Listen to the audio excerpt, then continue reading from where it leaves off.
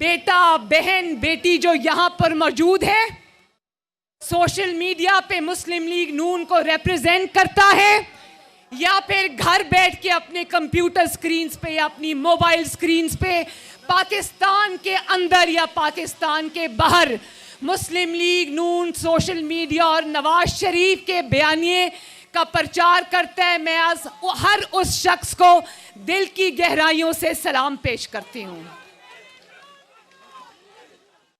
ये बदर इधर आओ, इधर आओ। ये बदर शहबाज है, इसके लिए भी तालियां प्लीज। और इनमें से कुछ लोग शायद मुझसे थोड़े छोटे होंगे, लेकिन मैं इन सबको अपने बेटे और बेटियां कहती हूं। इसी तरह ये साइमा फारूक है, सानिया है, हिना भट्ट है, ये सब सोशल मीडिया पे जिस तरह मुस्लिम लीग नून के लिए काम करते हैं, मैं इन सबको भी सलाम पेश करती हूं। और आपको पता है कि मुस्लिम लीग नून सोशल मीडिया जो है, इसकी जिम्मेदारी मुझे 7-8 साल पहले मोहम्मद नवाज शरीफ साहब ने और पाकिस्तान मुस्लिम लीग नून ने दी थी। तब ये एक बहुत छोटा सा ग्रुप था। अब मैं ये फ़ख्र से अल्लाह ताला का शुक्र अदा करके कहती हूँ कि मुस्लिम लीग नून अब एक पाकिस्तान में की सियासी जमातों में से मुस्लिम लीग नून का सोशल मीडिया विंग जो है वो सबसे बड़ा कदावर दरख्त बन गया है माशाल्लाह। और उस तनावर दरख्त की छांव में आज मरियम नवाज बैठी है माशाल्लाह। और मैं ये भी बता दूं कि सोशल मीडिया सेल जो है, अब वो सिर्फ सोशल मीडिया तक महदूद नहीं है। पाकिस्तान के जिस शहर में भी मैं जाती हूँ, चाहे वो जलसा हो जुलूस हो, वहाँ मुझे पहली सफ़ों में पाकिस्तान मुस्लिम लीग नून सोशल मीडिया के लोग नज़र आते हैं। पहली 5-6 लाइंस में सिर्फ और सिर्फ पाकिस्तान मुस्लिम लीग नून के सोशल मीडिया के बच्चे होते हैं माशाल्लाह। और मैं मियाँ साहब की मौजूदगी में मियाँ साहब को ये बताना चाहती हूँ कि आपके बयानिए को जिस तरह पाकिस्तान मुस्लिम लीग नून का सोशल मीडिया लेकर चला है, उसकी मिसाल कभी पाकिस्तान की तारीख में नहीं मिलती। जब ये नवाज शरीफ के खौफ से, नवाज शरीफ के सच के खौफ से, जब नवाज शरीफ की आवाज़ बंद करते हैं तो लाखों नून लीग के सोशल मीडिया के मेंबर्स और कारकुनान नवाज शरीफ की आवाज़ बन जाते हैं।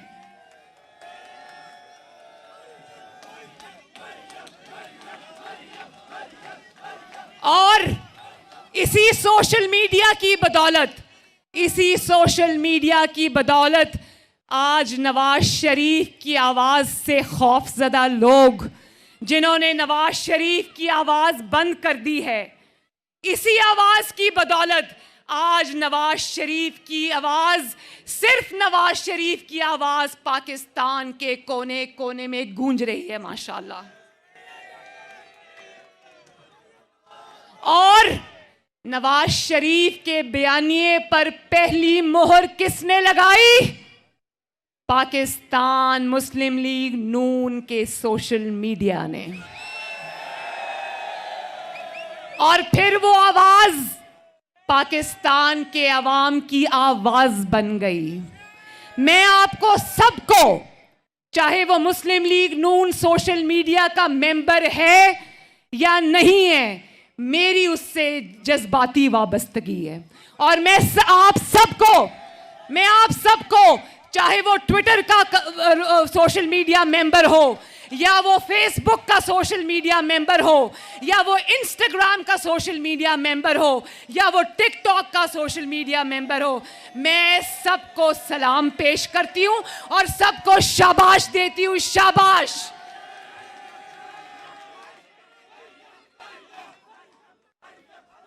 अच्छा, मेहरबानी, बहुत मेहरबानी, बहुत मेहरबानी आपकी। अब जरा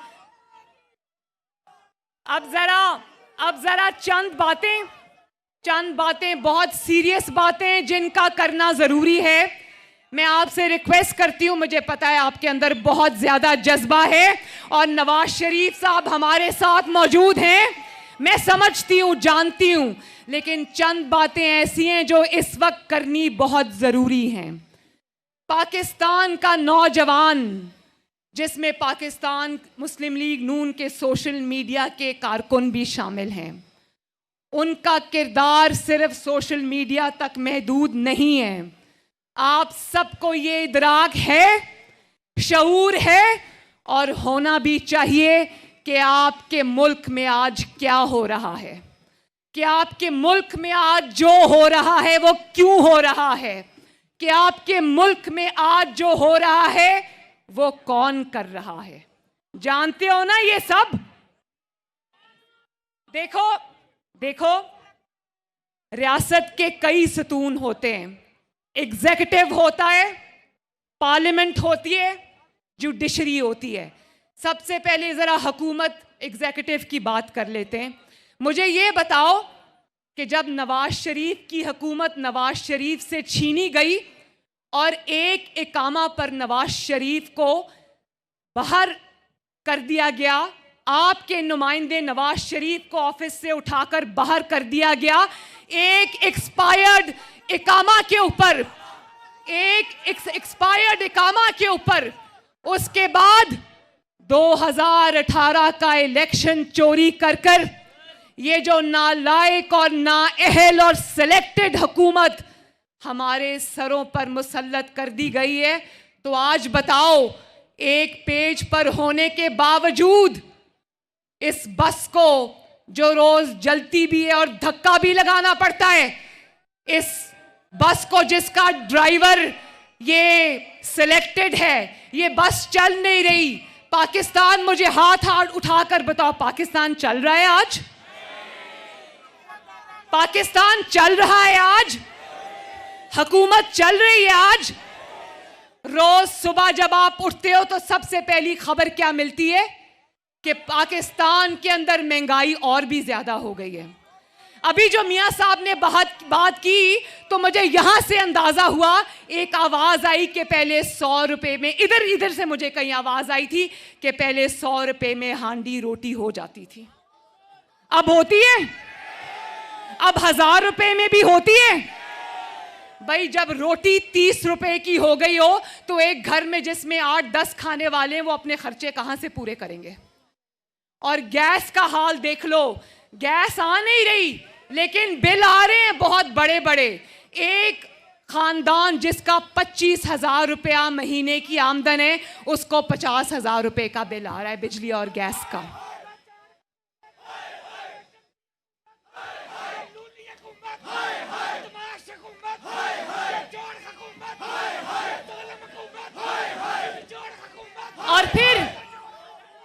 और फिर एक मिनट, वो पता है ना कौन कहता था कि सबज पासपोर्ट की इज्जत कराऊंगा? कौन कहता था? आज सबज पासपोर्ट की इज्जत तो क्या होनी थी, पूरी दुनिया के मुल्कों ने पाकिस्तान की फ्लाइट्स ही बैन कर दी हैं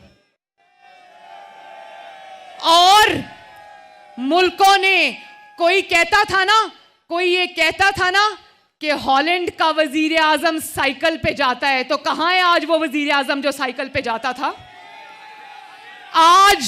आज वो जाली वजीर आजम जब किसी शहर में आता है तो अवाम को भेड़ बकरियां समझकर उनका पूरा शहर का शहर ही सील कर दिया जाता है। भाई तुम्हें क्या खतरा है? खतरा तो नवाज शरीफ जैसे हुक्मरान को था, जिसने जब इक्तदार संभाला तो हर रोज मुल्क में धमाके होते थे और हर रोज मुल्क पे ड्रोन अटैक्स होते थे।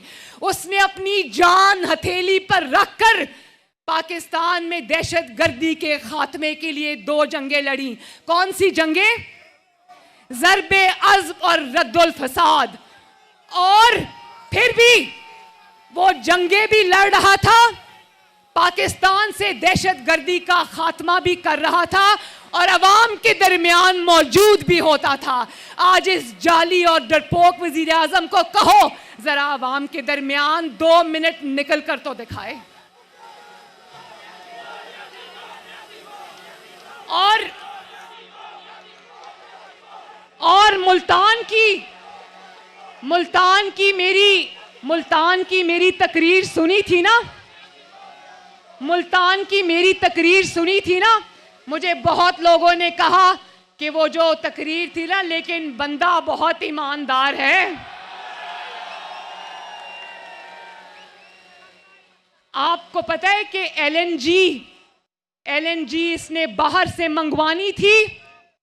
वो इसलिए देर से मंगवाई क्योंकि इसके उन दोस्तों का जो इसके घरों के और किचन के और पार्टी के खर्चे चलाते, क्योंकि उनके फर्नेस ऑयल प्लांट्स हैं और फर्नेस ऑयल प्लांट से जब ये बनती है तो आवाम को महंगी मिलती है। जानते हो कि 122 अरब का नुकसान हुआ आपका, और ये 122 अरब का नुकसान जो है ये किसका हुआ? आप जो अपनी खून पसीने और मेहनत की कमाई से जो टैक्स देते हो वो इनकी करप्शन की नजर हो जाता है, लेकिन बंदा बहुत ईमानदार है।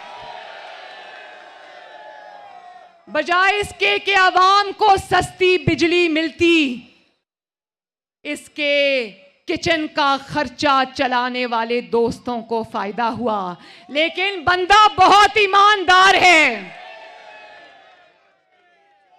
और वो आला अदलिया की बात सुनी थी ना, सुप्रीम कोर्ट ने कहा कि बिलियन ट्री सुनामी के दरख्त कहां लगे, हमें तो कहीं नजर नहीं आ रहे, लगता है सारे दरख्त बनी गाला में लग गए हैं। लेकिन बंदा बहुत ईमानदार है।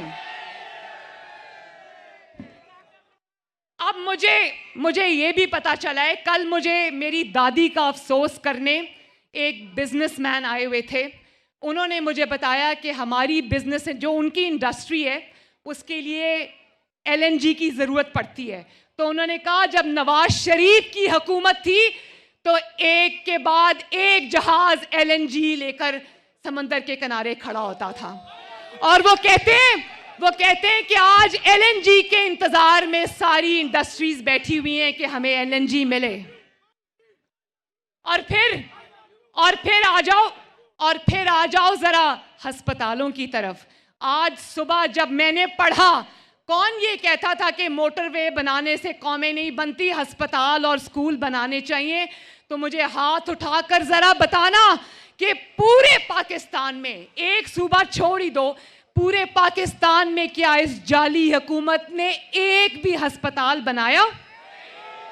और आपको पता है, मैं सुबह पढ़ रही थी कि खैबर टीचिंग हॉस्पिटल जो कि केपीके में है, वहां पर आज ऑक्सीजन के सिलेंडर्स वक्त पर ना पहुंचने की वजह से 7 कोरोना में मुब्तला अफराद जान बहक हो गए।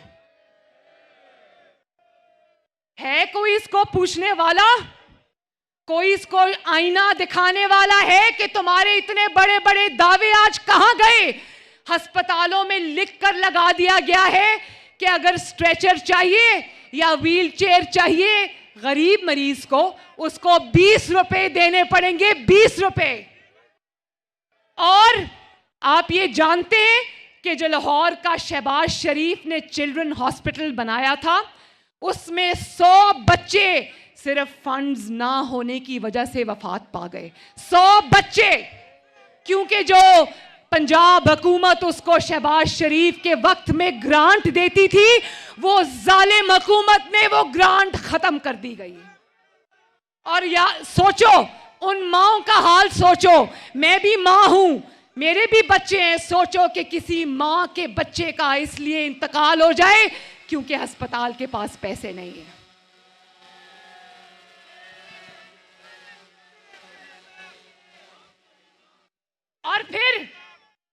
और फिर ये मेरी माएं, बहनें, बेटियां बैठी हैं, लॉ एंड ऑर्डर का ये हाल है कि वो याद है मोटरवे पर वो जो एक खातून की उसके बच्चों के सामने बेहुरमती का वाकया हुआ था, याद है ना?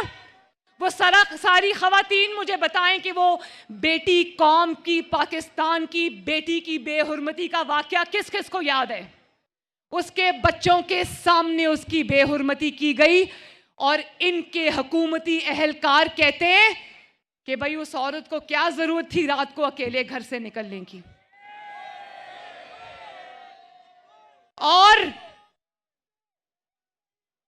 ये जो हुकूमत है, कहता था मैं 9 दिन में 90 दिन में करप्शन खत्म करूंगा, और ये जो करप्शन खत्म करने के दावे हैं ना, अभी देखना मैं आसिम सलीम बाजवा का नाम दूंगी तो मीडिया मुझे म्यूट कर देगा।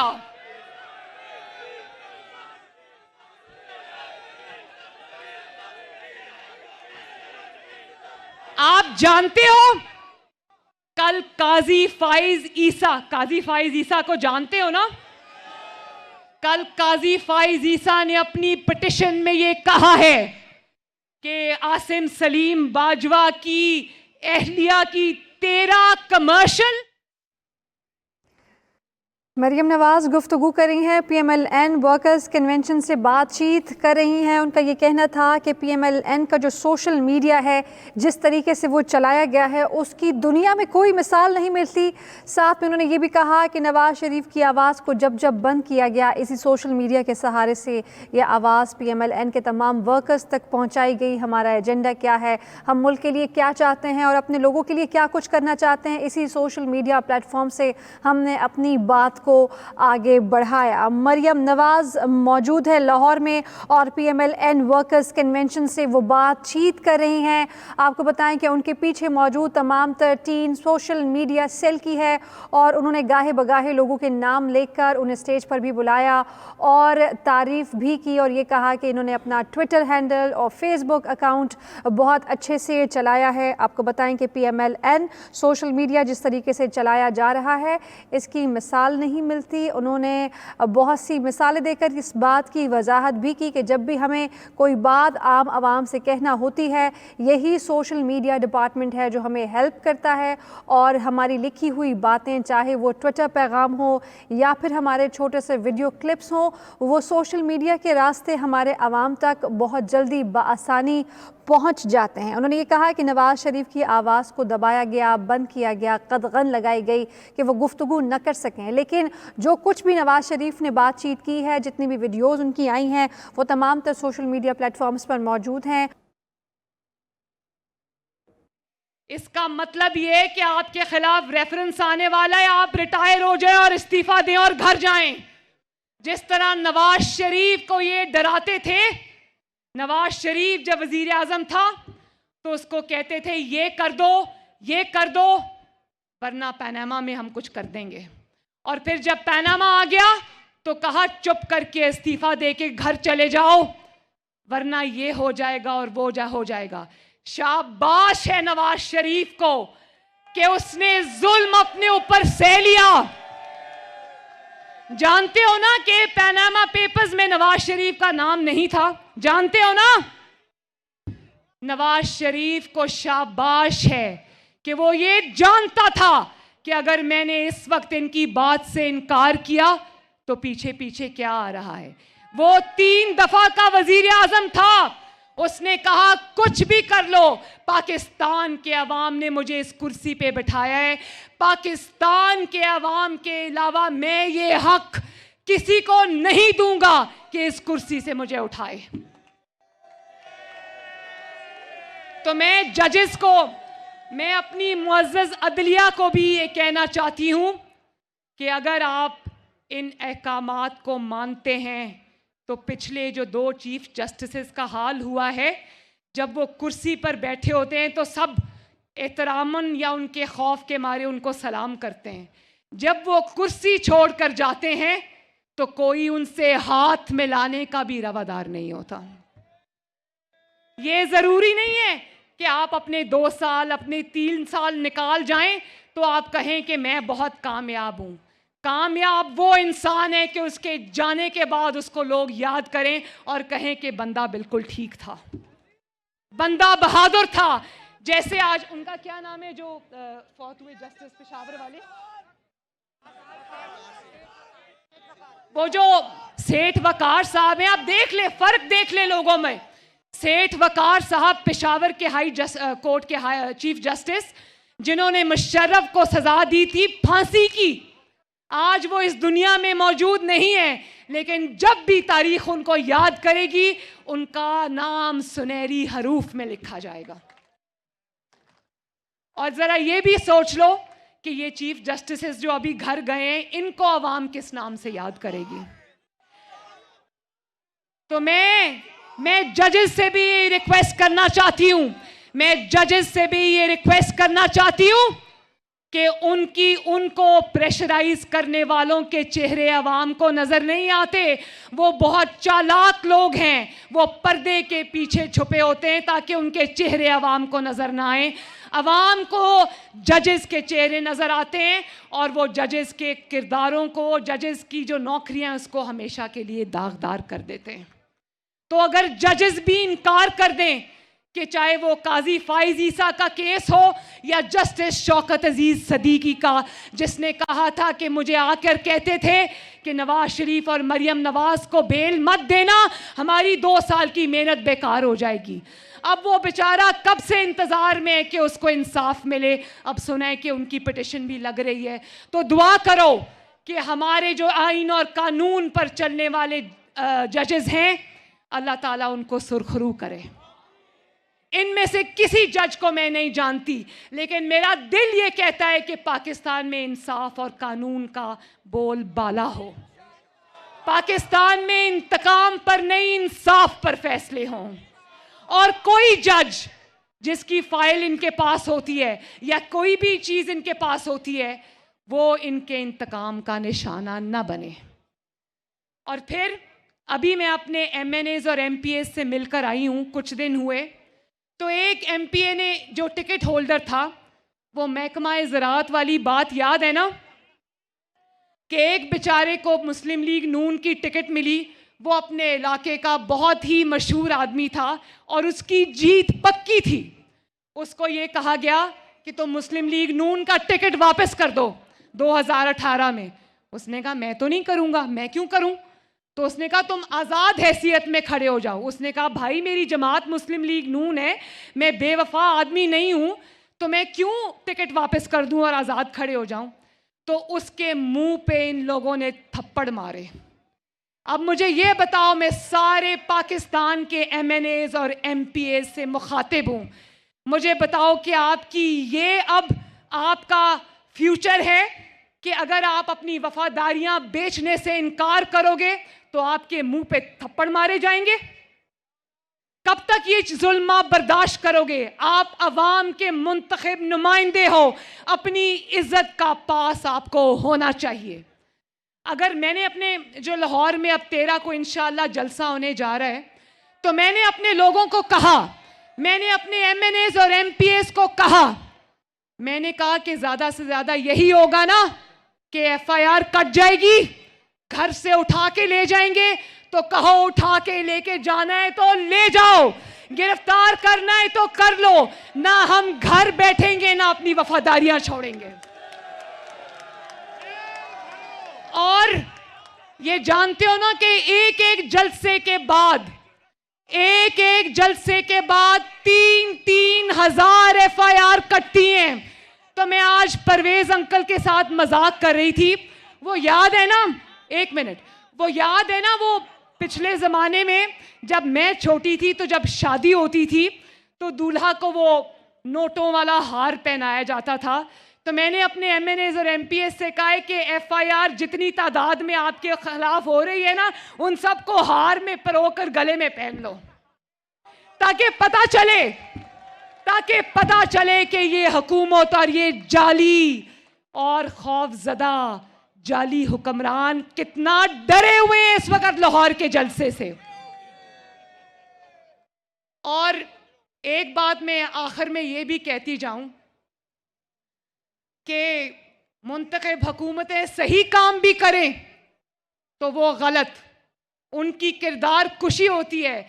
आज पाकिस्तान में कोई भी मंसूबा उठाकर देख लो खिदमत का, चाहे वो सड़क हो या वो अस्पताल हो या वो यूनिवर्सिटी हो या वो बिजली का कारखाना हो या कुछ भी हो, उस पर आपको एक ही मोहर नजर आएगी और वो है मोहम्मद नवाज शरीफ, और वो है मोहम्मद शहबाज शरीफ, और वो है पाकिस्तान मुस्लिम लीग नून। लेकिन आज 5.8 ग्रोथ थी और आज अगर 0 से नीचे ज़ेरे ज़मीन ग्रोथ चली गई है, लेकिन किसी के कान पे जूं नहीं रेंगती क्योंकि बंदा बहुत ताबेदार है। और फिर बंदा ताबेदार है, ठीक है। और उसके बाद आजकल ईमानदार उसको कहा जाता है जो चोर भी हो, डाकू भी हो, लेकिन ताबेदार हो। नहीं, ताबेदार भी है। हाँ, वो कहता है कि मेरे अलावा इनके पास कोई ऑप्शन नहीं है क्योंकि बंदा ताबेदार है। वो कहता है कि हम एक पेज पे हैं क्योंकि बंदा ताबेदार है। महंगाई रोज पहले से कई गुना ज्यादा बढ़ जाती है, लेकिन किसी को कोई तकलीफ नहीं होती क्योंकि इस बार बंदा ताबेदार है। और पाकिस्तान के कर्जे इन 2.5 सालों में आसमान पर पहुंच गए। 73 साल के सारे कर्जे एक तरफ और इस नालायक हुकूमत के कर्जे एक तरफ, लेकिन कोई बात नहीं, बंदा तो ताबेदार है ना भाई। 1 करोड़ नौकरियों का वादा करने वाले आज बाहर से भी बेचारे जिनकी नौकरियां थी, वो वीजे की पॉलिसी खत्म होने की वजह से वो सब भी पाकिस्तान में नौकरियां खो के वापस आ रहे हैं। लाखों बंदा बेरोजगार हो गया, लाखों खानदान बेरोजगार हो गए, लेकिन किसी को कोई इसलिए तकलीफ नहीं क्योंकि बंदा ताबेदार है। दवाई की कीमत 600 गुना बढ़ गई। बीमार गरीब दवाई के बगैर मर रहा है, लेकिन किसी को कोई तकलीफ नहीं, मीडिया पर भी कोई शोर नहीं क्योंकि बंदा ताबेदार है। और फिर कारोबार बंद, रोजगार बंद, दुकानें बंद, रेहड़ी वालों का रोजगार बंद, लेकिन किसी को कोई तकलीफ नहीं क्योंकि बंदा ताबेदार है। और तरक्की का पहिया जो नवाज शरीफ की हुकूमत में तेजी से घूम रहा था, वो तरक्की का पहिया आज उल्टी तरफ घूम रहा है, लेकिन किसी को कोई एतराज नहीं क्योंकि बंदा ताबेदार है। और देखो, यूरोप के मुल्कों ने पाकिस्तान की जहाज और पाकिस्तान के पायलट्स और पाकिस्तान की फ्लाइट्स बंद कर दी, लेकिन किसी के कान पे जूं इसलिए नहीं रेंग रही क्योंकि बंदा ताबेदार है। और कश्मीर का सौदा हो गया मेरे भाइयों, कश्मीर का सौदा हो गया। कश्मीर मोदी की झोली में जा गिरा और ये कहता है कि मोदी मेरा फोन नहीं उठाता। कश्मीर का सौदा हो गया, कश्मीरियों पर गद्दारी के पर्चे कट गए, लेकिन अब किसी को तकलीफ नहीं होती क्योंकि बंदा ताबेदार है। आटा चीनी चोरी हो गई, गंदम चोरी हो गई, जेबों अवाम का पैसा इस जाली आदमी के जेबों में चला गया, लेकिन अब कोई ना FIA, ना नैब, ना JIT, ना ही कोई अदालत क्योंकि बंदा ताबेदार है। अब मेरा ख्याल है कि इमरान खान साहब का नाम आज से ताबेदार खान साहब रख देना चाहिए।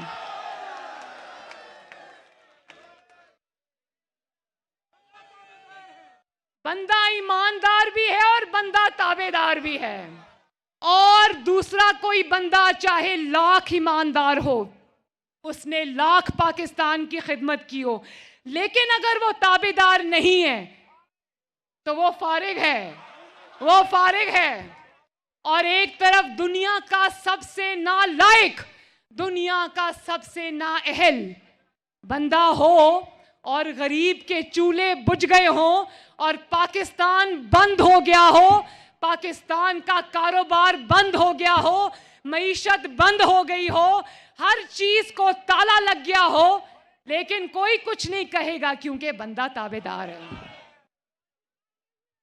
तो आज मेरे साथ वादा करें मिलकर कि नवाज शरीफ ने जुल्म सहकर और अपने खानदान पर जुल्म सहकर इस 72 साल की उम्र में अगर आपकी सरबुलंदी का अलम उठाया है तो आखिर तक नवाज शरीफ का साथ दोगे इंशाल्लाह। और ये भी मैं बता दूं, पीडीएम बहुत बड़े बड़े फैसले करने जा रही है इंशाल्लाह। 8 तारीख को अब या आर या पार इंशाल्लाह। और ये भी मैं बता दूं, और ये भी मैं बता दूं, ये भी मैं बता दूं, ये भी मैं बता दूं कि इंशाल्लाह ताला पाकिस्तान के अवाम, ये खुशखबरी में सुना दूं कि पाकिस्तान के अवाम ये जंग जीत चुके हैं इंशाल्लाह ताला। सिर्फ 13 के जलसे में लाहौर में फतह का ऐलान होना बाकी है।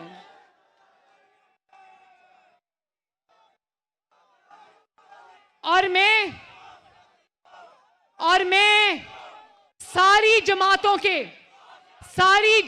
के एमएनएस को, एक मिनट बेटा, बहुत जरूरी बात है, मुझे पता है मेरी स्पीच जरा लंबी हो गई है, लेकिन बहुत जरूरी बात है। मैं पाकिस्तान के सारे इलेक्टेड एमएनएस को, एमपीएस को और सेनेटर्स को ये मुअद्दबाना अर्ज करना चाहती हूं कि अपनी इज्जत को पहचानें। और जो लोग आपकी वफा के ऊपर उंगलियां उठाना चाहते हैं, आपके किरदारों को दागदार करना चाहते हैं, अगर आपकी पार्टियों ने इस्तीफे देने का फैसला किया तो मेरी पाकिस्तान के मुंतखब नुमाइंदों से ये रिक्वेस्ट है कि किसी दबाव में आने से इनकार कर देना, क्योंकि अवाम अब बहुत बाशऊर हो चुके हैं। जो मजबूरी की तहत भी जिसने पार्टी से दगा किया, लोग उसके घरों का घेराव करेंगे इंशाल्लाह ताला। तो मेरे भाइयों, अब इंशाल्लाह आपसे 13 को लाहौर के मीनारे पाकिस्तान में मुलाकात होगी। ना सिर्फ खुद आना है बल्कि अपने खानदानों को, अपने दोस्तों को भी लेके आना है, क्योंकि ना ये मरियम नवाज शरीफ का जलसा है, ना ये नवाज शरीफ का जलसा है, ना ये पीडीएम का जलसा है। ये हुकूमत घर जाएगी तो पाकिस्तान चलेगा, ये हुकूमत घर जाएगी तो महंगाई खत्म होगी, ये हुकूमत घर जाएगी तो कारोबार चलेगा, ये हुकूमत घर जाएगी तो आटा, चीनी, गंदम और सब्जियां सस्ती होंगी।